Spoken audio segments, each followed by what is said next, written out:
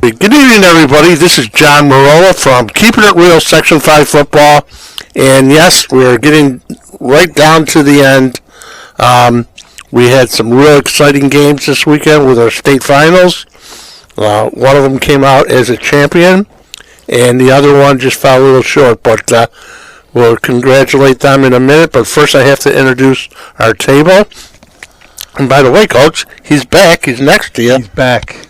I am back and ready to go. Wow. Coach Paul Burgandy, Section 5 coach from East High School. Thank you, John. I'm not sure he can do 2 weeks in a row, John, but he's here.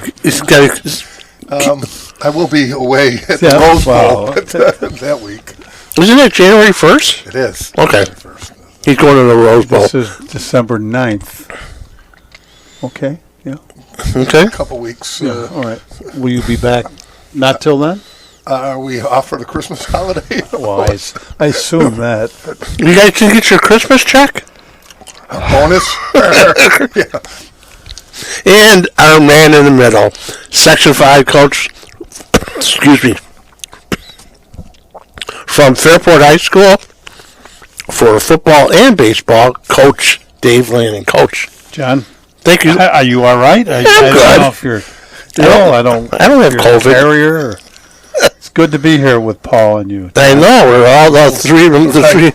We're back, and we're back. Let's get to it. Better than ever. Yes. So, like I said, last weekend we had our state finals. We have to first congratulate Brighton and Monroe on having two fantastic seasons. Really represented Section 5. They certainly did. Yeah, to have two Section 5 teams in the state finals was something that hasn't been done in a while. Yes. And to come away with a champion. And I think we were talking about this. If you think you know the answer more so than the last, we're trying to come up with the last team that won states in Section 5. I came up with 2017. I came up with Aquinas. I think that was the last time that a Section 5 team won Yeah, I don't know if any of the states. smaller schools have, had won, some of those Leroy teams, Caledonia, that were traditionally really strong. Right. As much as it hurts me to agree with you, John, I think you're right. Again. You were due. I was due. I'm not old for a lifetime. No. Well, two teams entered, one team left as a champion, but Brighton certainly an outstanding year. As Coach Lima said, they've raised the bar over there. Yes, they have. Brighton fell to Rye 28-14. Rye was number one team in the state, I think. Yes. Or close to it. They have a tremendous tradition there, Rye, as far as I think they've had 5 state champions, and they've been in the finals probably 10 or 11 times. The Bruins finished 10-3 with their second sectional title in a row. It was a tough loss for Brighton. They lost their leading rusher, Zach Rossignol, in the first quarter. Mm-hmm. He was closing in on 1,000 yards for the season, 11 touchdowns, but he went out early. Justin Medina has had an outstanding year for Brighton, got him on the board after a 90-yard drive to start the ball game with a 5-yard touchdown when he put Brighton ahead 7-6 at the start of the second quarter. But they couldn't hang on. They trailed 27 at the half. Scored late. Ethan Bielozewski, the quarterback, 17-yard pass to Clarence Bell for a touchdown. But 28-14 was the final there. Rye's quarterback, Carson Miller, and their wide receiver, Henry Shoemaker, connected 3 times for touchdowns. And they're both, I thought this was interesting, both will attend Harvard next year. Oh, wow. So Ivy Leaguers. So, they figured it out. Yes, they did. Congrats to Coach Lee and his staff. Another great year for them. Back-to-back sectional championships. Congratulations. Yeah, they've done 2 great years last year. And talking to Coach last year, he did say about this past season last year that if they stayed healthy like anybody else, he was expecting, a pretty good team coming back, and which he did have. He did. Matthew Heiniger, arguably Player of the Year. Player of the Year. Defensive player. outstanding season, UB commit. He was injured in last year's state game and missed it. So they've had a little bit of bad luck with injuries as they progress in the states, but nonetheless, and I don't know how many seniors they had this year, but I think he's losing linemen now. You're saying okay, but now a team of Brighton stature. It's reload, Right, rebuild. And I don't know what's going on at the lower levels there, but when you have a very successful program, that's transmitted down to the lower levels, kids know what the expectations are, and they want to have their opportunities. Well, just to let people know too, and in our off season now, January, February, I'm looking January, February, March, we're going to run our show once every 2 weeks. Okay, so it's going to be on every other Thursday at 5 p.m. And during that time, Coach Liam will probably be one of the first guys we'll have in here. Coach Bianchi from Penfield, and all the coaches that won sectionals. Two interesting teams there. Not too many years ago, Brighton and Penfield were teams you wanted to schedule for. Oh, yeah, Right. Jesus, yes. Right. And now they're both won sectionals. Brighton two in a row. Well, and that's something too. When you bring up a great point. Just the balance of power has changed. Some of the traditional powerhouses this year took a step down, and where we were used to seeing McQuaid in a final, Aquinas in a final, Canandaigua, in the A's, and now we see the Penfields make a run. Penfield and Pittsford in the finals. Right? Yeah. And it was down. So it should be interesting dynamic going into even Monroe. You can put Monroe in there a couple years ago. Right. I know they struggled when they're in the AA, and then It's hard to get there, but it's sometimes harder to stay there. Yes, it is. Right, So right. we'll see. I mean, both those programs seem to be solid. And we had Rush Henrietta this year too. Got off to a great start. Yep. And a tougher time at the end of the year, but they were right in the mix themselves. They was a team to beat. It was really a year that you really couldn't pinpoint, because if we pinpointed teams in the beginning of the season, like a Rush, they had, Brandon got hurt, when you get your quarterback hurt. Absolutely. And I looked at week 1 with East High. They got beat by Eastridge. Yeah. And then to have the great season that they had to win a sectional championship. And, of course, the exception to that would be Monroe, who was out of the gate first and finished first. Right. Yeah. Yes, they did. And, yes, they did. And let's highlight what they did this past weekend a little bit. Monroe came home with a Class B championship, finished ranked number 1 in the state, defeated Sleepy Hollow out of Section 1, 34-0. It was scoreless at the half, and Monroe hung 34 in the second half. First time Rochester City School District has won the state championship, other than McQuaid or Aquinas.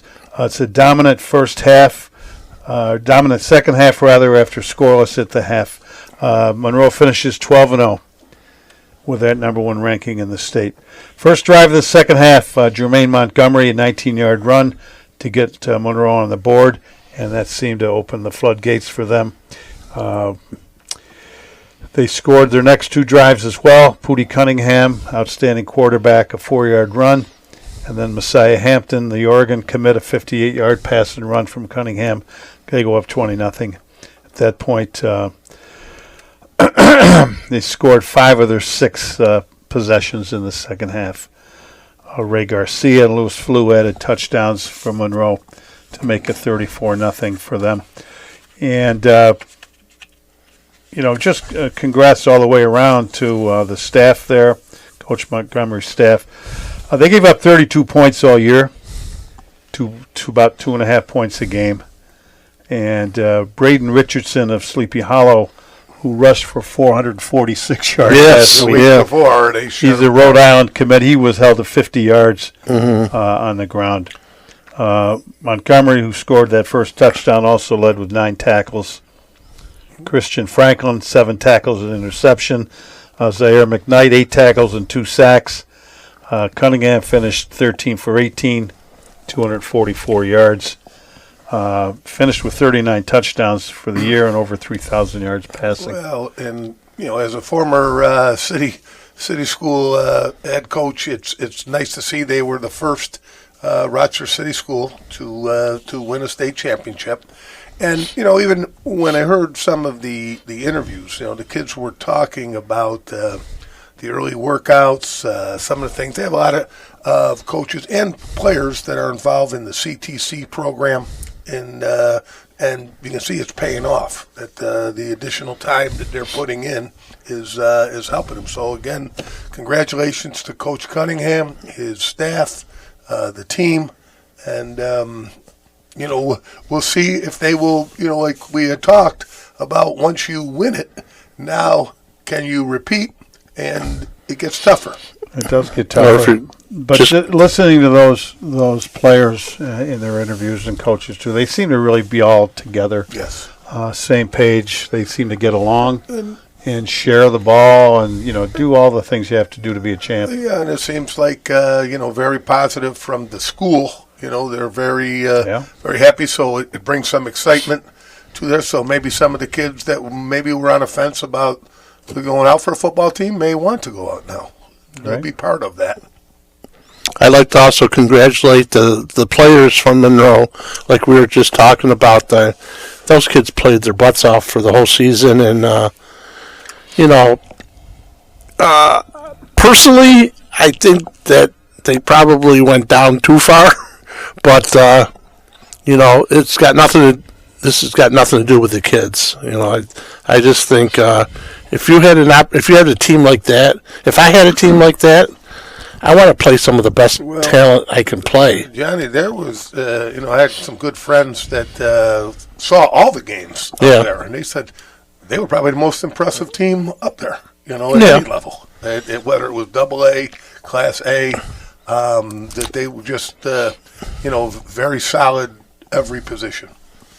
Well, I'm just so impressed with their defense. Well, defensively, they did play lights out, yeah. To give up 32 points in 12 games. And you're telling me a Division I prospect running back who runs for 454 yards, they hold him to 50? Yeah. So, that was something. But like we were just saying, though, staying up top, Well, it'll be interesting.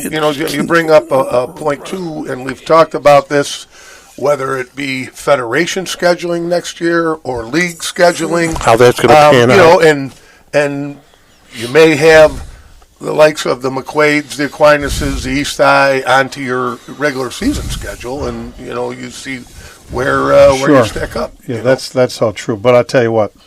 The Monroe guys, coaching staff, I think they'll worry about that maybe in another week or so. Oh, yeah. Right now, they're going to enjoy it. And they should. And Dave, you know as winning a state championship, what it's like to get back to school on a Monday after you won the state championship, and the pride that the school has for your coaching staff, your players, and the kids, enjoy that right now. Definitely.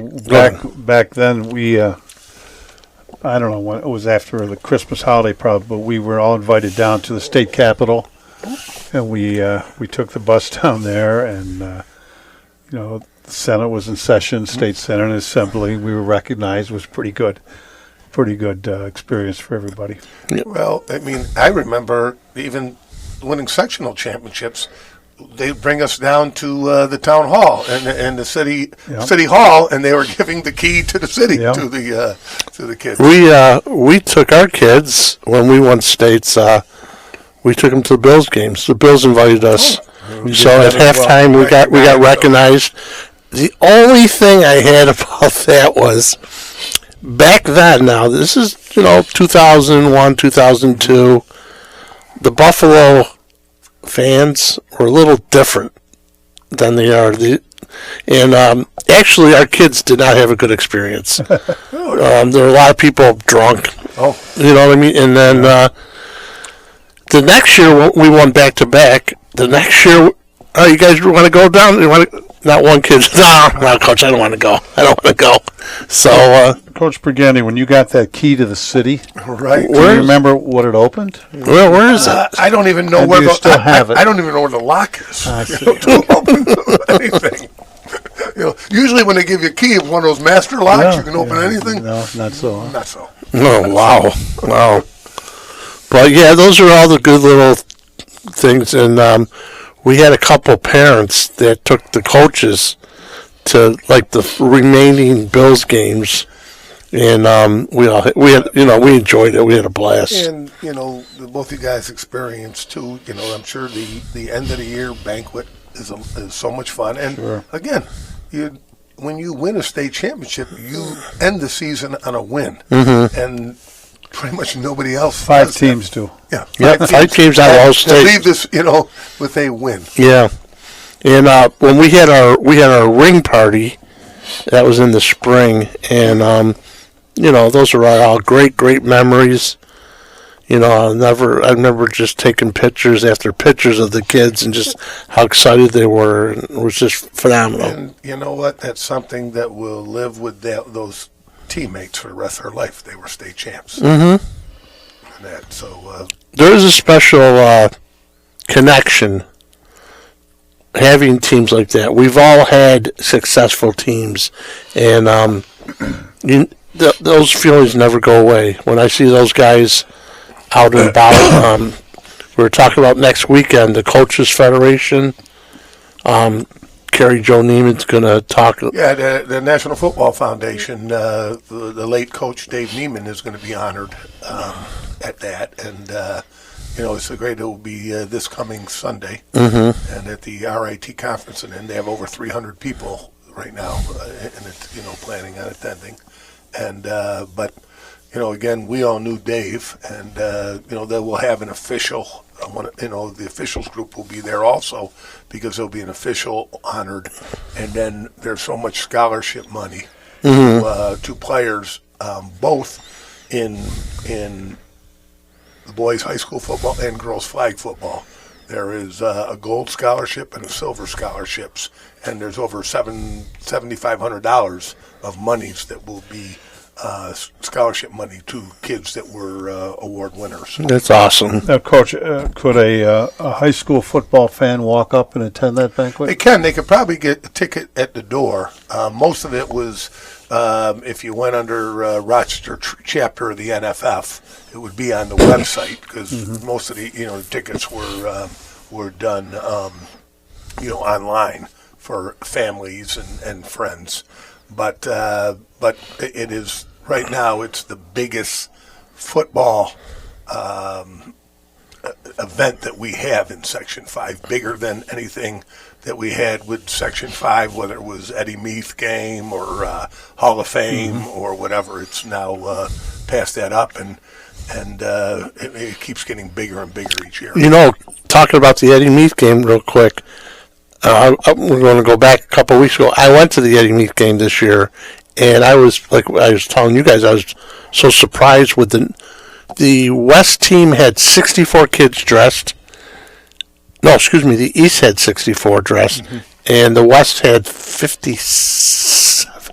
A lot of kids 57? involved. Yeah, a lot of kids involved. So, that was, just seeing that many kids coming out and doing it and the bottom line, it was a beautiful night that night. It was very nice out. I had a interesting conversation with Tim Hill this week because Tim Hill would each year take some captains and some players from both the East and the West side to the hospital for the Eddie Meath game.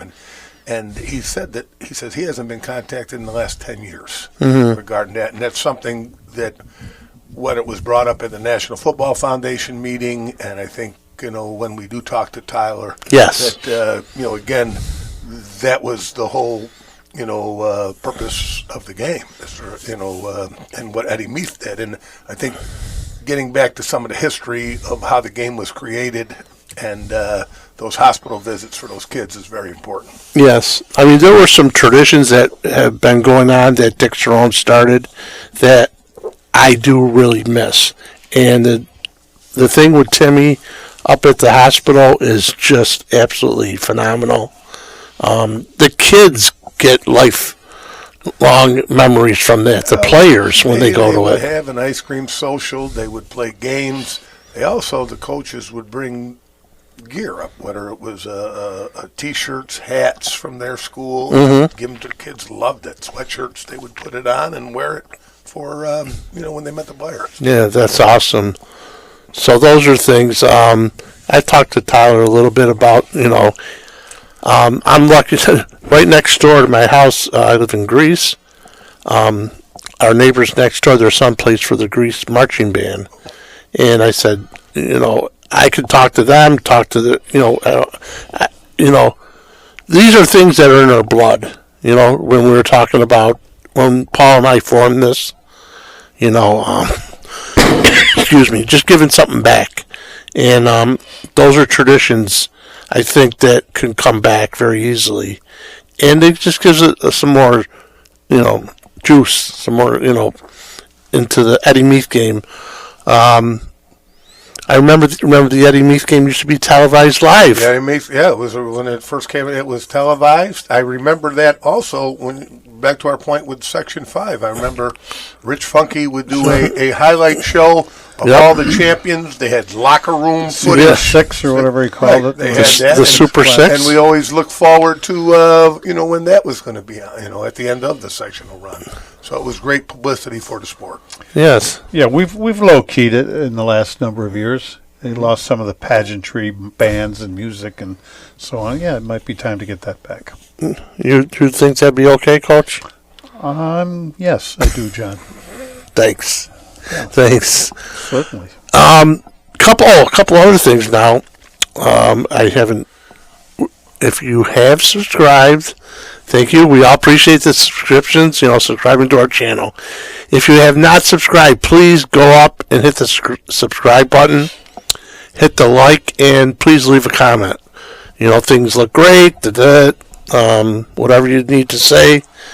That all helps out our channel, and those are things that I'm really going to try to work on. Is like I said, that we're going to go to once every 2 weeks. And John, you always like to again send your pictures. If you have team pictures, we don't care if it's from the 50s, the 60s, the 70s, the 2000s. I'm still waiting for your picture. From which decade? The black and white ones. Actually, it was an artist rendering. We didn't have photography. Picasso? No. Wow. So happy to send you some pictures, John. Yes, please. Signed. Wow. Now those are money makers. Maybe we'll get the picture of Dave when he played in that Little Brown Jug game and caught the touchdown, the long pass, and then went for the hayride. Post game. Wow, there's a lot going on there. But, hey, this is just about the end of our season number 2. And for you people out there that have watched us, I'm just going to say thank you very much. Really appreciate it. And, I got some things in the background over there. I was even talking to these guys a little bit about his different types of microphones that I've always liked to try to make it a little better. Yeah, and John, I see that because I see we have now some football helmets on here that this thing keeps growing. I don't know if it's having children or what, but it's, There's the jug it's not going anywhere. I'm going to put an alarm on it. So if you do touch it, it's going to... But, yeah, the helmets, I'm going to work on getting some more helmets in. Maybe, I can't do it with every team, but maybe the AA. When we have like a game of the week, we have the two helmets facing each other. With the AA's, and as the years go on, hopefully we can keep growing it. If we can just keep on doing this little by little. Also, some other things now in our off season. One I've talked to the guys about is sometime, like I said, it's going to go every other week in January. We're going to have on Pete McCabe again. And his guest, well, not his guest, is Dave Cohen. We're going to have Dave on. Dave is a football official in Rochester. He's ending his 35th year of officiating in Rochester. And Dave worked the state game, didn't he? Did he work? he had a state final game, and it was so he couldn't do the A or the B Right. because there are two Section 5 teams. Did he do a different class? Did he, Yeah. He did one of So maybe he did the double A, or right. watching CBA. But we're going to have him on. If you ever met him, he's just an outstanding guy. Just a real great guy. And Section 5's losing a good guy. He did it for a long time.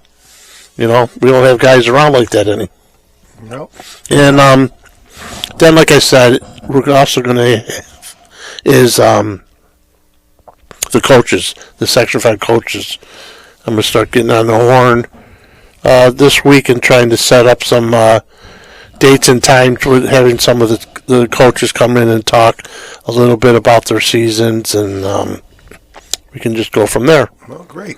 You know, That's always fun to listen to their journey and things that they experience throughout the season. and then of I course, wouldn't mind, if possible, too, if we could get some graduating seniors on here talk about their football experiences. we can do that. And you know, as you bring up that, some of these seniors are going to go on to play college football, and just some of the things they experience with the recruiting process and some of the decisions that they will have to come out with where they will be attending next fall. Yep. It's all going to, you know, there's some stuff going on in and, you know, we've talked about the NIL and that. It's just, I don't know. I'm really torn between the NIL personally with it. You know, I see the benefits that the player family would get from it. I just think it's grown. You talking about the college level? Yes, sir. Yeah. And we can, you know, the high school. Absolutely opposed to it in high school, but What do you think about the college with doing it? I think it needs to be tweaked a little bit It's a good word. because it's runaway right now. It's like a runaway train. Well, it's basically everybody is a free agent, and you know, as far as that. But it's not only happening with players. You got coaches moving. Oh, sure. Just, you know, and How about you with have all the- coaches moving before bowl games and the season is ended. How about Coaches who have teams in the playoffs. Right, in Moving. playoffs and how about coaches moving and all that money moving with them? I mean, some of the Lane Kiffin's going off with 64 million. you know, a lot of that, and just the whole politics of you know in college sports. Well, I assume if I move to another podcast, you know, there might be a buyout or something here. I don't know how it works, John. Let me know when you do find out, okay? How's that? What are you talking about? You're not going nowhere. I got options. You got options? Yeah. Your option is you're either going to sit in this chair or that chair or this chair. Those are your options. You know, Dave, I'm all for everyone trying to improve the situation they're in. Enterprising young man. That, but We're going to have a sit down. I think My so. people are going to have to How do you talk to feel about us going every other week now? That'll suit your schedule, won't it? I'm trying. I hope that I would be available the week that we have it, because if not, then I'd be once. But yeah, I have you know some vacations and things. Some You'll work. This hour a week is just like killing you, I think. I never knew what retirement would have. You'd have such a You're busier now more than you were. yes. At least when you were working, you had a set routine and Right, You know? right, and so that has changed. But I do. Anyone that is still working, I think you will enjoy your retirement when that time. I have a set routine still. I eat at 4 o'clock. I'm in bed by 8. Wow, Dave, you mean you can't tell me you were watching those World Series games? That one, I did cheat on that one. You took a nap earlier in the day.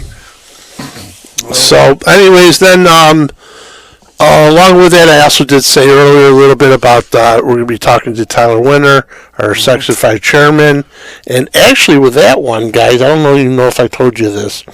We were going to have that interview out at Oakville, Alabama, Elba. We're going to do it out there. Because he's been out our way enough times, and I said, see you. Find out some good restaurants out That's there. exactly what we're doing. Always like to experiment. That's exactly. Some places that are recommended that maybe we get something to eat. Paul, we've said it, but now we got to act on it. Is what goes better with football and food? And John, this goes back to our first podcast, and I think even when we talked to John DiTullio. Remember we were talking about tailgate food, different, and some of the concession stands, but maybe if we go on the road sometimes to these places, we can check out some of the hospitality. Would you have a bus like the Madden Cruiser or not to travel in? I don't know. That's a good about. question, Yeah. Dave. I'm going to put you on that assignment. How's that sound? I'm all over it. But yeah, we're going to do a broadcast. Like I said, out with Tyler his way, and we're just going to sit down and just talk about the last time I had him on.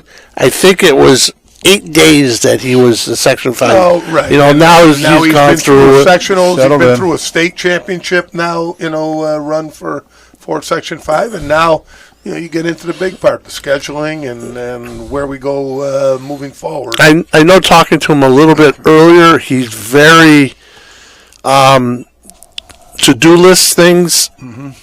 One of the top ones is getting those teams back into Section 5. We had so many independents, and to get them there's back 8 or 9 of them. 8 of them. Maybe with the league schedule, that will draw those teams back. Mm-hmm. So I know he's big into that, and just trying to make it better. And everything that he's about. Like I said, if you have not met him, he's a great guy to talk to. He's very. And we knew of the coaching vacancy at Greece Arcadia. There may be more coming out in the next couple of weeks, whether it's big school, small school, whatever. And we want to be up to date on those. Now, our first year on last year with the podcast, the year before they had 14 coaches. The year of last year was our first year.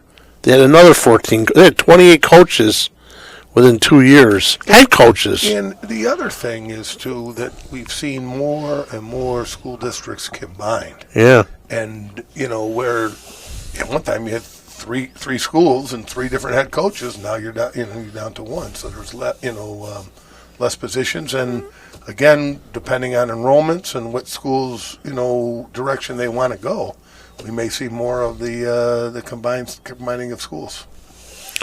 Now our net, and we're not really sure I don't know if I want to do what we did last year, or if we just want to mention some players, and I like mentioning some of the outstanding achievements that some of the players did, some of the teams did, and give some recognition to this on both sides of the ball, offensively, defensively. Sure. And we've said it before, we encourage coaches to call in or send us names of players they think are worth recognizing. Mm-hmm. Everybody has my email, so if you have any, especially linemen, they get missed so much. If you have any, linemen or your skill kids, just send me an email, and I promise you we'll get them, recognized, because we think that's very important, and you all right? Yeah, I'm fine, John. The other one now got a little more going on than what we've done. The big guy, I think, is going to sit with us sometime. I thought Paul was the big guy. There's a bigger guy? A hairier guy. Yeah, maybe it'll be one of the weeks that I could not make it. Yeah, we can tout his camps, or what are we going to do? I'm sure we could Phil, he'll be in, and he'll be ready to go. Yep, Georgie Well G. prepared. He'll be well prepared. Yep. So we'll find out what's going on in the world of camps. Mm-hmm. As far as and Dave Marine does a lot of this. Yep, Dave does a lot. He just had last weekend. He had a boys combine and a girls flag football combine, and I think they had 8 or 9 colleges there just for the girls flag football. Really? Now, another thing, just, we're thinking, throwing things out. I haven't talked to him in a couple of weeks, but Antoine from Glory to Glory, he was talking about running in the off season, a Monroe County night for football. Like when you have a big ACC day, yes, SEC day, by your Monroe County day, your Livingston County day, Finger Lakes, and having that and wanting to do something with that. I think that would be a lot of fun. That would be awesome recognition for. We all remember when the Democrat Chronicle would come out with a preseason. Basically, a little. You had a couple pages, and you could read about every team and players some to of watch, the players to watch, top newcomers, and that's something that if they don't do that anymore. But to your point, if we have a Monroe County Day or RCAC Day or whatever, that some of the coaches can recognize some of those top prospects on their teams, and having colleges come in. Excuse me again for that. I think that would be something really, really good to have. Okay, guys. all right. We're definitely getting down to that. And anyways, if anybody's got any suggestions or anything you'd like to say, just go down in the comments or throw me an email or text. And just trying to make this better and better week by week. So, gentlemen. On 3. Got it. 1, 2, 3. Keep it real. Section 5 football. Good night, everybody. Have a great night.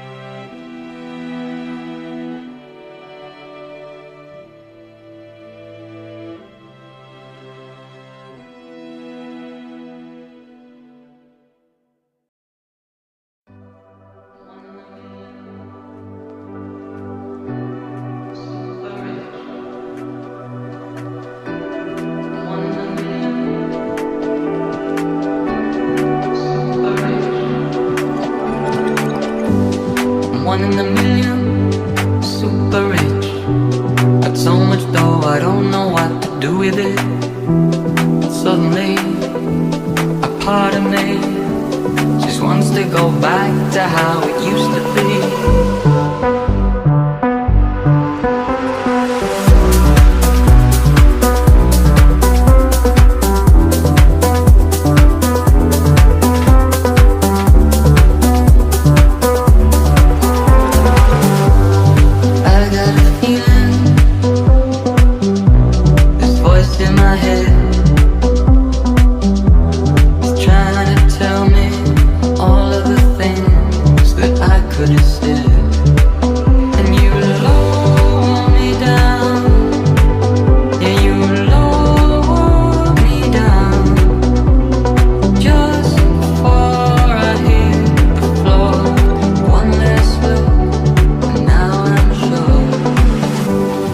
One in a million.